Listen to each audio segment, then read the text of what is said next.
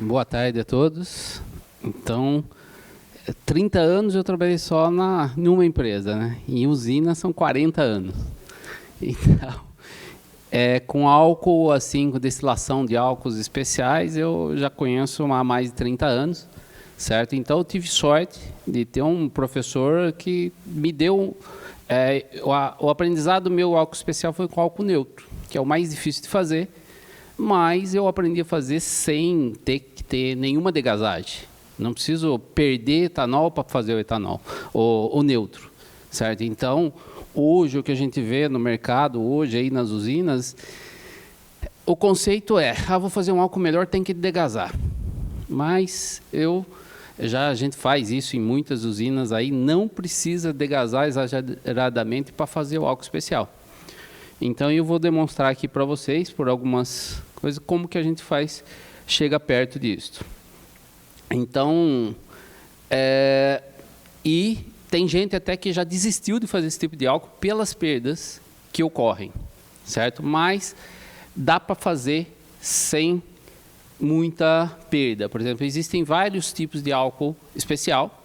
O mais comum aí, que a gente vê mais, é o Coreia, né? Ou Grade B, ou a Copersucar H1, é tudo mais ou menos a mesma coisa. Cada cliente aí tem a sua especificação, mas são álcools equivalentes. Esse é o mais fácil de fazer. Depois nós temos um acima desse, que é o industrial, ou REN, ou na classificação Copersucar H2. Esses dois são hidratados. E o mais difícil, que é o álcool mais puro, mais limpo, seria o hidratado neutro ou extra neutro, dependendo da qualidade do odor dele. Ele é classificado um pouco mais, um pouco menos, tem um valor também um pouco melhor ou não. Depende da aplicação que ele vai ser utilizado.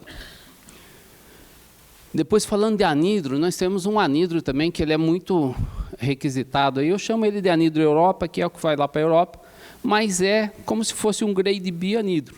Ele tem alguns controles de cromatografia, mas é um álcool muito tranquilo de fazer. Não precisa fazer nenhuma alteração, não precisa fazer muita coisa no aparelho e você tem um ganho extra em cima desse etanol. Depois temos outras especificações de anidro mais apertadas, tem uma da Oxiteno também, que tem outros controles, aí é uma outra especificação, mas também dá para fazer com o aparelho sem muitas modificações, só fazer a extração das impurezas que consegue atingir a especificação desse etanol. E depois temos também o anidro neutro, mas aí esse já é mais complexo ainda. Eu tenho que fazer o álcool anidro, fazer o álcool neutro primeiro e depois passar por uma peneira molecular para ele virar anidro neutro. Tem outras aplicações para isso também. Então, para que serve o álcool especial, né? Ele é muito utilizado para a produção de bebidas. Então, esse Coreia, por exemplo, ele tem aqueles controles de crotonaldeído, de 1,4-dioxano, que são cancerígenos, porque boa parte dele vai ser base para bebidas. Então, ele vai ser redestilado e vai ser feito outras bebidas com esse etanol. Vodka, gin, licores, alimentos também. O etanol serve para fazer vinagre, né? E temos também a indústria de cosméticos, aromatizantes, produtos de limpeza, anticongelantes e também em outros países é muito utilizado para fazer MTBE. No Brasil, a gente usa como antidetonante da gasolina a mistura de álcool na gasolina. Então aqui no Brasil não precisa disso. Mas na Europa, por exemplo, a gasolina não é pura também. Eles têm que colocar esse MTBE que é feito a partir de etanol. É uma quantidade menor, não é os 30% de etanol na gasolina, mas tem essa aplicação também. E também antissépticos, remédios, vacinas e outros produtos aí que podem ser feitos a partir de etanol. Aqui só para a gente ter uma ideia, as especificações, né? Então o H1 aqui, ó, qual é a diferença dele para o nosso carburante? É que ele tem essas especificações aqui de cromatografia, acetaldeído, metanol, mas vocês podem ver que é 50 miligramas por litro aqui de acetaldeído, ele pode ter 400 ppm de álcool superiores, então não é um álcool assim muito limpo assim, que seja muito difícil de alcançar essa especificação. O que às vezes dá muito problema nesse tipo de etanol é o tal do crotonaldeído. Então, só lembrando, o crotonaldeído não se forma na fermentação, ele é formado na destilação. Então, ele não vem da fermentação, não vem da cana, ele é a junção de 2 aldeídos, então tem que ter alguns cuidados na destilação para que não se forme crotonaldeído. Porque depois de formado, ele tem um ponto de ebulição parecido com o etanol, aí é muito difícil separar ele nas nossas tipos de coluna que nós temos. Depois nós temos aqui os anidros também, então com controle de cromatografia, mas vocês podem ver que tem bem menos parâmetros aqui, ó. Então esses anidros aqui também são bem tranquilos de fazer nos equipamentos que nós temos disponíveis nas usinas. Depois aqui nós temos a especificação do álcool neutro e extra neutro. Aqui vocês podem ver que os parâmetros aqui, quando eu falei da aldeído 50, no neutro é 5. Álcool superior no máximo 10, estavam falando de 400. Então esse álcool neutro realmente é um álcool muito limpo. Esse álcool neutro aqui, se você diluir ele a 45 GL, pode beber, que é uma vodka. Quer dizer, boa parte da vodka que vocês bebem é feito dessa forma aí, álcool de cana, de usina, álcool neutro. Os caras diluem, põem na garrafinha bonitinha, põem o rótulo lá e põem no mercado. Então o que é importante da produção de álcool neutro ou os álcoois especiais, né? É como separar os contaminantes. Esses contaminantes são diversos tipos e não tem só a diferença, por exemplo, de ponto de ebulição. Por exemplo, o álcool isoamílico ele tem 130 graus de ponto de ebulição. Então ele não é volátil, a vinhaça 110 graus, ele vai sair no pé da coluna. É isso que às vezes a gente pensa, né? O aldeído, acetaldeído, ele tem um ponto de ebulição de 20 graus. Então ele vai sair tudo lá em cima, no topo da coluna. Mas tem outros fatores que interferem que não é bem assim. Tem esse conceito aqui, que foi muito estudado por Sorel e Barber, que é a volatilidade relativa. Então o que é a volatilidade relativa, né? Por exemplo, quando eu tenho aqui pegar o isoamílico aqui, que é o mais comum aqui, ó. Quando eu estou acima de 1, ele é volátil. Quando eu estou abaixo de 1, ele não é volátil. Então, a volatilidade, por exemplo, do isoamílico, ele depende do meio que ele está, do grau alcoólico. Então, o isoamílico, ele é volátil até aqui uns 40 GL. Passou de 40 GL a coluna, ele não é mais volátil. Por isso que o óleo fúsio para na bandeja B4, B6 ali. Porque o que acontece ali? Na bandeja B4, B6, o grau alcoólico sobe de 40 para 50, 70 GL. Aí, a partir daí, ele não é mais volátil. Ele para nesse ponto da coluna. Então, o álcool propanol, por exemplo, que é o óleo alto, ele tem o mesmo comportamento, só que um pouquinho acima. A única linha que vocês vão ver aqui que é o contrário é o metanol. O metanol é o contrário dos demais. Então, é mais fácil separar o metanol com grau alcoólico alto. Então, por isso que quando eu vou fazer neutro, que eu preciso 10 ppm de metanol, eu só consigo fazendo isso numa coluna de repasse final, que até às vezes o nome dessa coluna o pessoal chama de coluna demetiladora, que é onde eu vou tirar o metanol no topo dessa coluna. Além da volatilidade relativa, tem mais um fator que interfere para a retirada de contaminantes, que são a formação de azeótropos. Por exemplo, o propanol mesmo, ele forma um azeótropo com água a 87 graus. Então, esses pontos de azeótropo também vai determinar qual é o ponto que eu vou ter a maior concentração desse contaminante na destilação.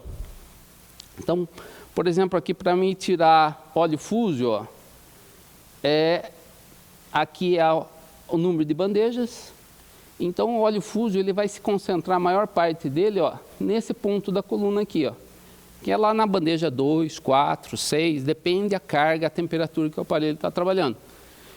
Então, como que eu faço para produzir mais etanol com menos retirada de impurezas? Eu tenho que achar o ponto de maior concentração. Nesse ponto eu vou conseguir tirar mais impurezas com menor volume, com menos produção de etanol. Isso também acontece para o propanol, só que num ponto um pouco acima. E isso vai acontecer também para as impurezas leves. Aonde que eu vou ter mais concentração do acetaldeído, por exemplo? Vai ser lá no topo da coluna. Então lá no R1, nesse ponto aqui eu vou ter a maior concentração de acetaldeído, acetato de etila e outros componentes leves. Então é aqui que eu vou conseguir tirar a maior parte deles. Aí eu tenho duas saídas aqui. Eu posso tirar ele na degasagem, ou eu posso sangrar uma quantidade aqui com esse componente concentrado. Quando a gente opta pela degasagem, aí as perdas são grandes, como foi apresentado aqui. A gente fez a medição só até 65, 70 graus, que a gente também não queria bagunçar lá a usina, né? Mas vocês viram que aquela curva é uma exponencial. E quando você chega a 74, 76 graus, você está na temperatura de ebulição do etanol. Então essa perda se eleva muito mais do que aquilo que vocês viram aqui rapidamente. Então, qual é o segredo de a gente fazer um álcool de qualidade sem perdas? É eu mapear exatamente onde estão mais concentradas as impurezas e retirar nesse ponto as impurezas, que aí eu vou ter uma melhor produção, com mais qualidade e sem perdas. Então, condensador, a gente recomenda trabalhar no máximo a 35 graus.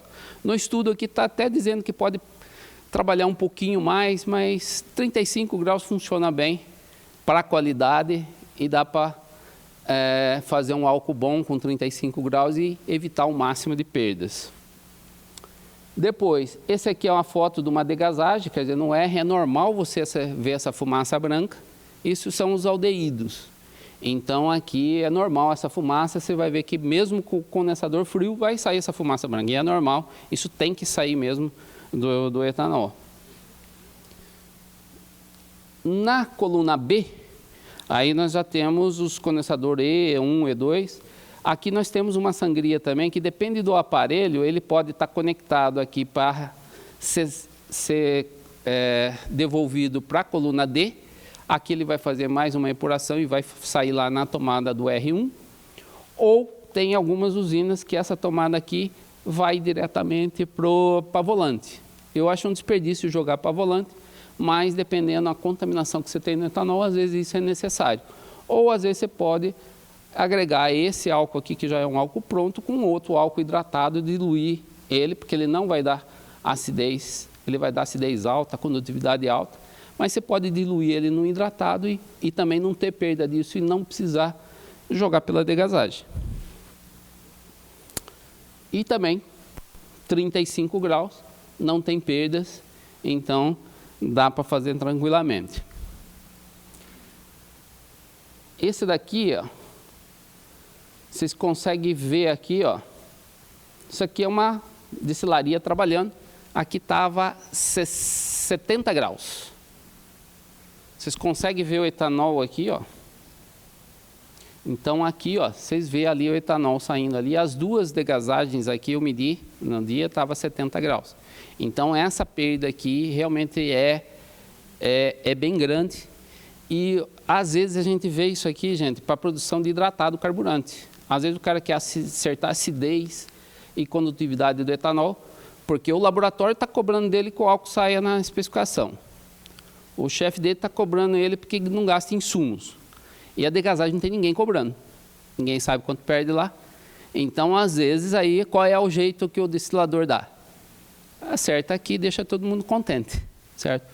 Vai deixar o laboratório contente, vai enquadrar o álcool e vai deixar o cara do custo contente. Só que vocês viram aqui qual é o valor que nós estamos perdendo na degasagem, que dá para gastar caminhões de soda aí para corrigir essa acidez do etanol nas colunas de destilação. Então, o que a gente precisa de equipamentos para fazer um etanol especial? Essa foto aqui é de um aparelho de neutro a partir de álcool. É uma instalação bem bonita, por isso que eu coloquei essa foto aqui. E, por exemplo, para mim produzir etanol carburante, que eu preciso de uma coluna A, uma coluna B, condensadores e as saídas corretas de etanol. Isso para fazer carburante. E para mim fazer o grade B? A mesma coisa. Eu não preciso ter nenhum investimento de equipamentos para fazer grade B, fazer o H1. Certo? Então, se a gente fizer só o tratamento das impurezas, o direcionamento correto dessas impurezas, porque não adianta eu tirar a impureza também e retornar no sistema. Aí vai dar circuito fechado, vai dar acúmulo de impurezas e vai sair fora de especificação o etanol. Então, para fazer o grade B, Corea, H1, coluna A e B é o suficiente. Se eu tiver 3 colunas, o que eu posso fazer com 3 colunas? Com 3 colunas, eu posso fazer o grade B com uma maior eficiência, certo? Eu vou ter uma eficiência de produção maior, uma eficiência de desaprovação por qualidade menor, então é bem mais tranquilo fazer com 3 colunas. Dá até, quando tiver 3 colunas, não precisa nem separar a volante das impurezas. A usina que tiver um aparelho só e que tem uma volante só, dá para fazer sem ter que separar vinho de volante e outras coisas mais. Esse aqui acho que a melhor produção de grade B é feito dessa forma aqui. E dá para fazer aqui também o REN, que é o industrial, que é aquele que em vez de 50 ppm, ele vai para 10 ppm. A especificação. É uma especificação mais apertada, mas com 3 colunas você consegue fazer tranquilamente esse álcool industrial. E depois, se eu for fazer um álcool neutro, aí sim eu preciso de investimento. Eu preciso de mais colunas, são mais processos. Então, para fazer o álcool neutro, eu preciso primeiro fazer um álcool base. Então, esse aparelho aqui, ele é um que faz neutro a partir de hidratado. Então, eu faço primeiro um álcool base, um álcool hidratado. Aí eu tenho uma coluna de hidrosseleção. Essa coluna que a gente vai pegar esse álcool, vai diluir ele a 12 GL até 18 GL. Aí com esse GL baixo a gente vai fazer a extração de todas as impurezas, inclusive ele vai fazer a desodorização do etanol. Porque tem muitas impurezas que o cromatógrafo não pega na análise, mas o nosso nariz pega. Então o cromatógrafo trabalha em ppms, o nariz nosso pega coisa de ppb. Certo? Então tem muitas coisas que a gente não consegue analisar, vai sair na hidrosseleção e a análise que vai dizer se está ok ou não é o nariz humano que vai fazer lá o teste de odor do etanol. Depois de feito a hidrosseleção, esse etanol 18 GL aqui, 12 GL, vai para uma coluna de retificação, vai elevar ele a 94 INPM e depois vai fazer um repasse final numa coluna C, que é a coluna de demetilação lá, que é no topo dela a gente vai tirar essas impurezas mais leves. Só que aqui o consumo de vapor, além de você já ter feito o álcool, ter gasto o vapor para fazer etanol, você vai gastar aqui 4,2 kg de vapor a mais por litro de etanol produzido aqui. Se eu for fazer a partir de vinho,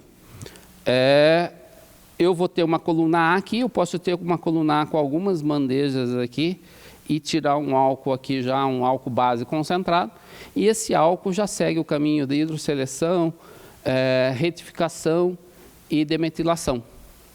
Nesse sistema aqui, a partir de vinho, eu vou ter um consumo aqui de vapor de 7 kg de vapor. Certo? É bastante, depende de alguma usina, depende do balanço térmico da usina, isso pesa para a usina. Como também eu tenho equipamentos a vácuo, que pode ter um consumo de 2,5. Aí é multipressão, é duplo efeito, é com vácuo nas colunas, é um aparelho bem mais complexo. Aqui no Brasil, vácuo total assim não tem nenhum funcionando, mas com vácuo parcial de algumas colunas reaproveitando etanol tem. Dá para economizar vapor utilizando o vapor de uma coluna aquecendo a outra. Então, para a otimização desse processo, para a gente ter uma boa produção aí de etanol especial, o que a gente precisa? Estabilidade de processo, vapor, vinho, a retirada de etanol, que é o básico do aparelho bem feito. separação correta do óleo fúsio. O óleo fúsio ele tem uma parte dele que decanta e tem uma parte dele que não se separa no decantador. É essa outra parte que precisa tomar cuidado. Então tem que ter o destino correto dessa parte que não decanta. E controle de condensadores pode ser 35 graus, máximo 40 graus. Você vai conseguir qualidade nessa temperatura, desde que seja feita a retirada das impurezas na forma líquida. Tirar essas impurezas no ponto de maior concentração da coluna, para me diminuir o tanto de álcool que eu vou tirar desse aparelho e vou ter que reprocessar esse etanol. E a destinação correta dessas impurezas. Então, dependendo de como se faz a destinação dessas impurezas, ela pode concentrar no aparelho e aí a sua especificação vai sair fora. E pessoal treinado na metodologia correta, porque hoje qualquer destilador sabe que dá para fazer álcool especial só na degasagem. É possível? É. Certo? Só que isso custa caro. Aí por isso que muita gente às vezes abandona de fazer, porque aí o rendimento da usina é a olhos vistos. A gente vê aí, já vi usinas perder 5% da produção, 2,5%, 3% no rendimento da usina. Então aí não compensa, o custo da perda vai ser muito maior do que o que você vai ganhar do etanol. E só fazendo uma simulação aqui, ó, um aparelho de 300 metros cúbicos por dia, 200 dias de safra. 80% desse etanol aprovado em qualidade, que sempre tem algumas oscilações, parada, pegar. Isso aqui é um grade B, se você tiver um delta de R$150 no metro cúbico, dá para você faturar mais 7 milhões no ano. Então é uma receita interessante, tem que ter o cliente que paga os R$150 a mais, então tem que ter a logística disso também, mas só com o exemplo que é uma grande oportunidade. Etanol hoje está no mercado equilibrado, porque está no mercado açúcar. O dia que o mercado açúcar virar para etanol, eu quero ver o que a gente vai fazer com tanto etanol. Então, quem tiver já uma produção dessa vai ter um outro caixa entrando, além só da desvalorização do etanol. Então, é isso que eu tinha aí para passar para vocês. Muito obrigado aí.